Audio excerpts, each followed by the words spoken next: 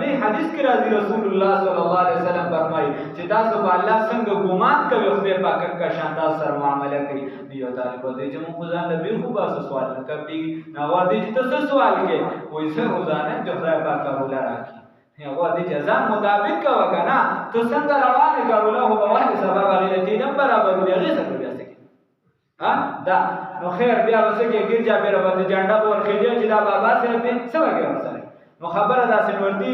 وې د پر څه سوال وکا ناغه وی چې زبس ته پاک دې شاړې راکې نو خپل شان ته ساده دې راکې هغه ته ځکه شان سوال کوا نو دې کې سوکلار یا د مرزو خانانو کې سوکو بیا ورته وی چې جی دا شهدري سره ته وی چې تاسو له دا ساده راوړل دي دا ډېر چې دې نو دا دې